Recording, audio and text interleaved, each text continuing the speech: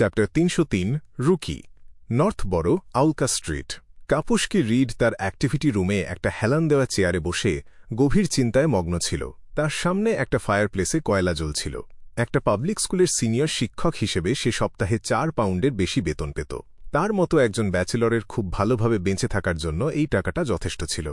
কিন্তু বাড়িতে সে যে জামাকাপড়গুলো পরত তাতে তালি দেওয়া ছিল, আর টেবিলের ওপর রাখা চায়ের কাপগুলো দেখতে একদম সাধারণ মনে হচ্ছিল। পরচুলা না খুলেও কাপুস্কির সবচেয়ে চোখে পড়ার মতো ব্যাপার ছিল তার উঁচু গালের হাড় আর ফোলানো বুক। এটা এক ধরনের শারীরিক ত্রুটি যেখানে বুকের হাড় বাইরের দিকে বেরিয়ে থাকে। তার হাঁটুর ওপর প্রাচীন ফেসাক ভাষার একটা কবিতার বই রাখা ছিল, কিন্তু বেশ কিছুটা সময় পার হয়ে যাওয়ার পরও সে একটা পৃষ্ঠাও উল্টায়নি। কাপুস্কির চোখগুলো লক্ষ্যহীন ছিল। সে শূন্য দৃষ্টিতে তাকিয়ে থাকতে থাকতে হঠাৎ তার কানের কাছে একটা মৃদু হাসির শব্দ শুনতে পেল। আমি খুব অবাক হচ্ছি যে তুমি কেন পালালে না আর বাড়িতেই থেকে যাওয়ার সিদ্ধান্ত নিলে। পুলিশ তোমাকে ধরতে আসতে পারে, এই ভয় কি তোমার নেই? গলাটা নিচু আর কর্কশ ছিল, ঠিক বয়ঃসন্ধিকালের একটা ছেলের গলা ভাঙার মতো। কাপুস্কি কেঁপে উঠল আর তার হেলান দেওয়া চেয়ার থেকে প্রায় লাফিয়ে উঠল। সে হঠাৎ করে মাথা ঘুরিয়ে তাকালো আর দেখল কয়েক পা দূরে সোফায় একটা অবয়ব বসে আছে। বয়বটির পরনে ছিল গ্রীষ্মের পোশাক, একটা লিনেন শার্ট আর হালকা প্যান্ট।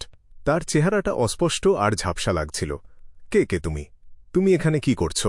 চেয়ারের হাতলটা শক্ত করে চেপে ধরে কাপুস্কির সাথে সাথেই জিজ্ঞেস করল। ক্লাইন, যে তার হ্যালুসিনেশন ক্ষমতা ব্যবহার করেছিল, সে পেছনে হেলান দিল। সে তার হাত দুটো আড়াআড়ি করে রাখল আর খুব শান্তভাবে বলল, এই তো গতরাতে। হে, বলা ভালো, আজ খুব ভোরে আমি তোমাদের সবাইকে বাঁচিয়েছিলাম। আমাদের বাঁচিয়েছিলে? যখন কাপুস্কি বুঝতে পারল যে অনুপ্রবেশকারীর কোনো ক্ষতি করার উদ্দেশ্য নেই, তখন সে কিছুটা শান্ত হল। তুমি কি জঙ্গলের সেই লোকটা?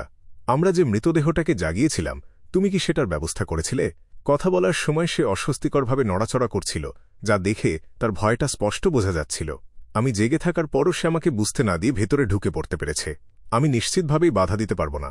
এরকম চিন্তাভাবনাগুলো খুব দ্রুত কাপুস্কির মনের ভেতর দিয়ে বয়ে গেল। তোমরা বেশ ভাগ্যবান যে আমি ওই পথ দিয়ে যাচ্ছিলাম, নইলে জঙ্গলের মাটিতে শুধু তোমাদের মৃতদেহগুলোই ছড়িয়ে ছিটিয়ে পড়ে থাকত, আর সেই মৃতদেহগুলো একদম টুকরো টুকরো করে কামড়ানো অবস্থায় পাওয়া যেত। ক্লাইন হেসে উঠল। আমার আগের প্রশ্নের উত্তর দাও। আমি খুব জানতে চাইছি তুমি কেন বাড়িতেই থেকে গেলে। তুমি কি জানো তুমি কি অপরাধ করেছ? সে যেভাবে পুনরুত্থান আচারটা সম্পন্ন করেছিল, আর আচারের আগে ও পরে তার যে প্রতিক্রিয়া ছিল, তা থেকে ক্লাইন নিশ্চিত হয়েছিল যে কাপুস্কি একজন নারী। নিজের আসল আবেগগুলো লুকিয়ে রাখার কোনো ক্ষমতাই তার ছিল না। তাই সে শুধু স্পিরিট ভিশন আর জিজ্ঞাসাবাদ ব্যবহার করে ব্যাপারটা পুরোপুরি বুঝতে চেয়েছিল। খুব বেশি হলে সে শেষে ডিভিনেশন দিয়ে বিষয়টা যাচাই করে নিত। আমি জানি, লুকিয়ে মৃতদেহ কেনা আর কবর থেকে মৃতদেহ চুরি করা, এসবই এমন অপরাধ যার জন্য আমার 10 বছরেরও বেশি জেল হতে পারে। তাছাড়া চার্চ অবশ্যই আমাকে শাস্তি দেবে।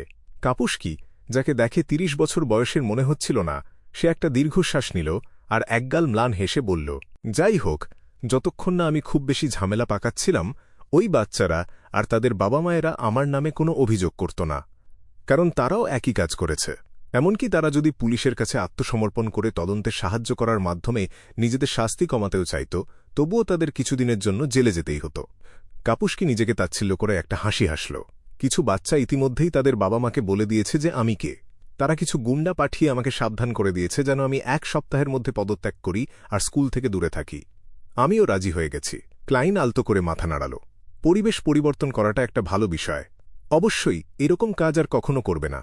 কিছু না বোঝা বাচ্চাদের ভুল বুঝিয়ে অপরাধ করতে বাধ্য করা একটা জঘন্য কাজ। আমি করব না, আর কখনোই করব না। আমি ঘুণাক্ষরেও ভাবিনি যে এটা এতটা বিপজ্জনক হতে পারে। আমি শুধু দেখলাম যে আমার আর ওদের আগ্রহের জায়গাটা একই, আর ঠিক সেই জন্যই আমি ওদের শেখাতে চেয়েছিলাম, আর অমরত্বের গোপন রহস্য খোঁজার পথে ওদের পথ দেখাতে চেয়েছিলাম। আর কবর খোঁড়ার কথা যদি বলো, অনেক ডাক্তাররা তো বহু আগে এমন কাজ করেছে। কাপুস্কি তার মনে গেঁথে থাকা ভয় থেকে একটা দীর্ঘশ্বাস ফেলল। তার আবেগের রঙগুলো তার বর্তমান মানসিক অবস্থার সাথে পুরোপুরি মিলে যাচ্ছে। তার কথা শুনে তো মনে হচ্ছে না যে সে নিউমিনাস এপিস্কোপেটের কোনো সদস্য। ক্লাইন কিছুক্ষণের জন্য ভাবল, তারপর সোজাসুজি জিজ্ঞেস করল, তুমি স্পিরিট ড্যান্স কোথা থেকে শিখেছ? Spirit dance? আমি সাধারণত এটাকে ড্যান্স অফ ডেথ বলে ডাকি। কাপুস্কি প্রথমে কিছুটা অবাক হয়ে গিয়েছিল, তারপর সে ব্যাপারটা বুঝতে পারল।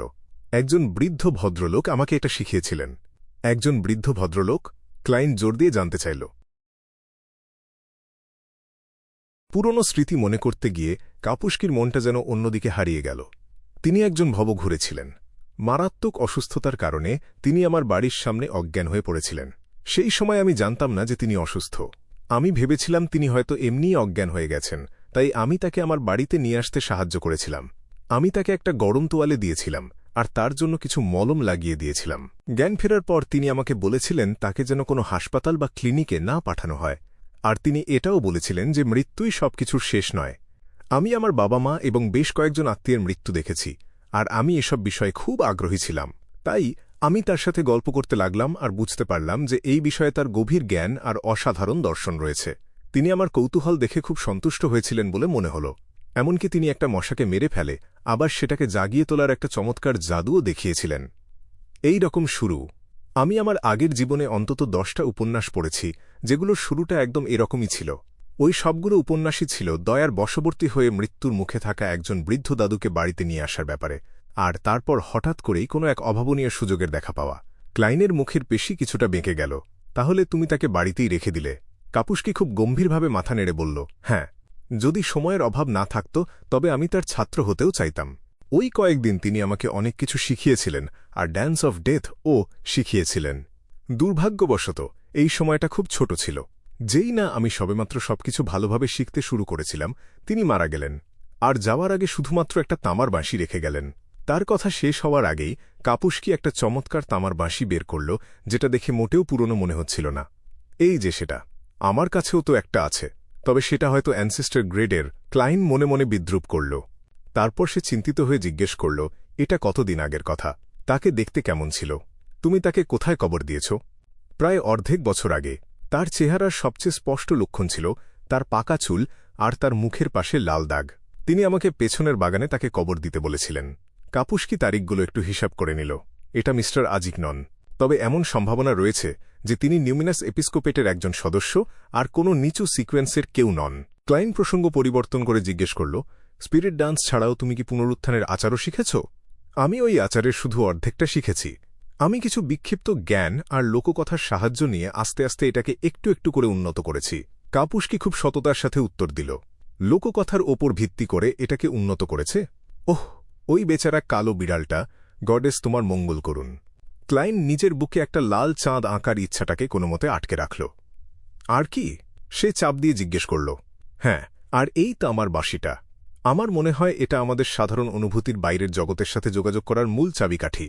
কাপুস্কি বাঁশিটা তুলল আর তাতে ফুঁ দিল, তারপর সে একটা দীর্ঘশ্বাস ফেলল। প্রতিবার যখনই আমি এটাতে ফুঁ দেওয়া শেষ করি, আমি অনুভব করতে পারি চারপাশটা কেমন যেন ঠান্ডা হয়ে যায়। মনে হয় যেন কেউ আমার দিকে তাকিয়ে আছে আর আমাকে ধরে টানছে।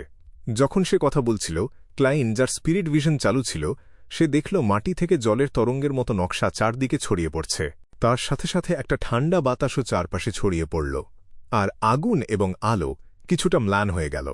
এরপর মাটি ফুঁড়ে একটা মাথার খুলি বেরিয়ে এলো, যার 3টা লক্ষ্যহীন চোখ বাইরের দিকে বেরিয়েছিল। খুলিটার চারপাশে অনেকগুলো কালো গাঁটওয়ালা সুঁড় ছিল। একটা সুঁড় এগিয়ে এসে কাপুস্কির পা স্পর্শ করল আর মাঝে মাঝেই তার জামাকাপড় ধরে টান দিতে লাগল। মনে হচ্ছিল ওটা বেশ অধৈর্য হয়ে পড়েছে, তবে কাপুস্কি কোনো প্রতিক্রিয়া দেখাল না, যেন সে কিছুই লক্ষ্য করেনি। এটা কি কোনো বার্তাবাহক? তামার বাঁশিটা ব্যবহার করা হয় তাদের নির্দিষ্ট বার্তাবাহকদের ডাকার জন্য। কোনো চিঠি না দিয়েই এটাকে ডাকার মানে কি? ক্লাইন এই দৃশ্য দেখে হতবাক হয়ে গেল। ঠিক সেই মুহূর্তে কাপুস্কি উত্তেজনার সাথে তার দিকে তাকাল। তুমি কি অনুভব করতে পারছ? চারপাশটা ঠান্ডা হয়ে গেছে, গ্যাসের বাতিগুলোও ম্লান হয়ে গেছে। আমি মিথ্যা বলছি না, কেউ আমার দিকে তাকিয়ে আছে আর আমাকে ধরে টানছে। সেই ভয়ঙ্কর দেখতে বার্তাবাহকটা বারবার কাপুস্কিকে ছোঁয়ার চেষ্টা করতে লাগল, কিন্তু শেষ পর্যন্ত কোনো চিঠি না পেয়ে সে হতাশ হয়ে আবার মাটির নিচে ফিরে গেল। এই দৃশ্য দেখে ক্লাইনের ঠোঁটের কোণ সামান্য একটু বেঁকে গেল। সে মনে মনে ফিসফিস করে নিজেকেই বলল, আমি তার সম্পর্কে যা বলেছিলাম তা ফিরিয়ে নিচ্ছি। সে কোনো আনাড়ি নয়, সে একদম একটা গাধা। সে এমনকি একজন বিয়ন্ডারও নয়। আমি ভেবেছিলাম সে এমন কেউ যে সবেমাত্র জাদুকরী জগতের দরজায় পা রেখেছে সাধারণ কিছু জিনিস শেখার জন্য, কিন্তু এখন মনে হচ্ছে সে দরজাটার ঠিকানাই এখনও খুঁজে পায়নি। ডেথ সিকোয়েন্সের পথের কর্পস কালেক্টররা সবাই সরাসরি ভূত আর আত্মাদের শরীর দেখতে পারে। আচারের পর জম্বিটাকে নির্দেশ দেওয়ার জন্য কাপুস্কি যেভাবে তামার বাঁশিটা ব্যবহার করেছিল, তার সাথে এই ব্যাপারটা মিলিয়ে ক্লাইন নিশ্চিত হল যে সে মোটেও মিথ্যা বলছিল না। সে নীরবে একটা দীর্ঘশ্বাস ফেলল, তারপর তার মাথায় একটা প্রশ্ন এলো, যদি আমি একটা চিঠি লিখে ওই বার্তাবাহকটার হাতে দিই তবে সেটা কোথায় গিয়ে পৌঁছাবে? নিউমিনাস এপিস্কোপেট এর কোনো সত্যিকারের সদস্যের কাছে, নাকি কোনো সিনিয়র সদস্যের কাছে? এই চিন্তাটা চেপে রেখে ক্লাইন মাথা নাড়াল আর বলল, সত্যিই তো, চারপাশটা বেশ ঠান্ডা হয়ে গেছে। উত্তর দেওয়ার পর সে খুব দ্রুত কথার প্রসঙ্গ পাল্টে ফেলল। ওই বৃদ্ধ ভদ্রলোকের মৃত্যুর পর থেকে তুমি কি কোনো অস্বাভাবিক কিছু অনুভব করেছ? আগে করিনি, কিন্তু গত 2 সপ্তাহ ধরে মাঝে মাঝেই আমার মনে হচ্ছে আমার চারপাশে কেউ একজন আছে যে ঠিক একটা মৃতদেহের মতো। এমন মৃতদেহ যাকে চাইলে জাগিয়ে তোলা যায়। কৌতূহল আর ভয় দুটোই অনুভব করে কাপুসকি জিজ্ঞেস করল, এটা কি কোনো হ্যালুসিনেশন? এটা তো অ্যাডেল যা বলেছিল তার সাথেই পুরোপুরি মিলে যাচ্ছে। সে মিথ্যা বলছে না। ক্লাইন আর চোখে কাপুসকির চারপাশের আভার রঙগুলো দেখে নিল। তারপর খুব আন্তরিকভাবে তাকে বলল, আমি তোমাকে পরামর্শ দেব আগামী 2 মাস ধরে সপ্তাহে অন্তত 3 বার একটা গির্জায় যাওয়ার জন্য। সেখানে গিয়ে প্রার্থনায় যোগ দেবে আর ধর্মীয় উপদেশগুলো শুনবে। যদি তুমি এমনটা করতে না চাও তবে সবার আগে নিজের জন্য একটা কবর তৈরি করে রাখতে পারো। ঠিক আছে, কাপুসকি কিছুটা হতাশ হয়ে উত্তর দিল। সে তো ভেবেছিল এটা তার উন্নতিরই একটা লক্ষণ। ক্লাইন কিছুক্ষণের জন্য চিন্তা করল। তারপর একটা আদেশ দেওয়ার সুরে বলল, আমাকে ওই বৃদ্ধ ভদ্রলোকের মৃতদেহের কাছে নিয়ে চলো। ঠিক আছে। কাপুসকি প্রথমে মানা করে দিতে চেয়েছিল, কিন্তু পরমুহূর্তেই সে বুঝতে পারল যে সে আসলে কি অবস্থার মধ্যে আছে। সে তার যন্ত্রপাতিগুলো তুলে নিল। তারপর রান্নাঘরের পেছনের দরজা দিয়ে ক্লাইনকে পথ দেখিয়ে একটা শুকনো বাগানে নিয়ে গেল আর একটা হেলে পড়া গাছের সামনে গিয়ে থামল। ক্লাইন তার পাশে দাঁড়াল। সে দেখতে লাগল কাপুসকি কতটা দক্ষতার সাথে মাটি খুঁড়ে ভেতরে স্লেট পাথরটা বের করে আনল। ওপরের স্তরের কাজ শেষ হওয়ার পর কাপুসকি তার যন্ত্রপাতি ব্যবহার করে চাপ দিয়ে স্লেট পাথরটা সরিয়ে ফেলল। উফ! স্লেট পাথরটা একটু আগে খুঁড়ে তোলা মাটির ওপর গিয়ে পড়ল। খুব বেশি গভীর না হওয়া কবরটার ওপর একটা লাল চাঁদের আলো এসে পড়ছিল, যা মেঘ ফুঁড়ে হালকাভাবে উঁকি দিচ্ছিল। কাপুসকি অবচেতনভাবেই ওদিকে তাকাতেই হঠাৎ যন্ত্রণায় একটা চিৎকার করে উঠল। সে কয়েক পা পিছিয়ে গেল আর মাটিতে পড়ে গেল। কবরের ভেতরে কোনো পচা মৃতদেহ বা হাড়গোড় ছিল না। নিচের স্তরটা হলুদ তেলে রাঙানো অনেকগুলো সাদা পালকে ভরেছিল।